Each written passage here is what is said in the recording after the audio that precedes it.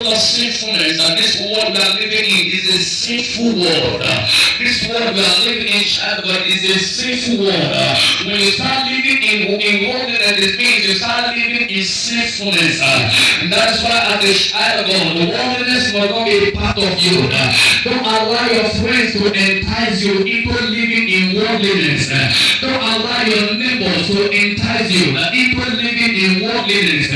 Don't allow your co-worker, your colleague in the office to entice you into living in worldliness. Separate yourself day by day from the worldly pattern and stick yourself to godliness. And stick yourself to godliness. That is how you are expected to live your life while we await the coming of Jesus Christ.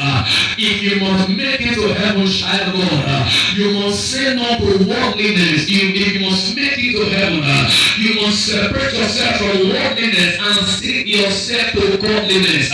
The Bible tells us that we are in this world, but we are not of this world. We are in this world, but we don't belong here. And as long as we don't belong here, we are not expected to live in worldliness.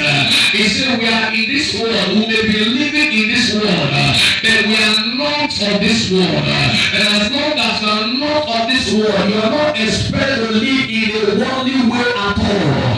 You have been redeemed and you are not a godly man. Therefore, godliness must be your way of life. Godliness must be your way of life. Godliness must be your way of life. That is what we guarantee your eternity in heaven while we await the coming of Jesus Christ. Praise Master Jesus.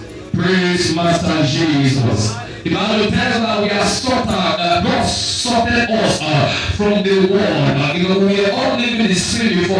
We were all living in worldliness before. But God sorted out. He took us from the world and He brought us to His kingdom. We are not kingdom children. We are not kingdom sons and daughters. So we ought to be living our life as kingdom sons and daughters. We ought to be living our life in the way of godliness, in the way of godliness. While we are in the world, we are living in fornication. While we are in the world, we are living in lies.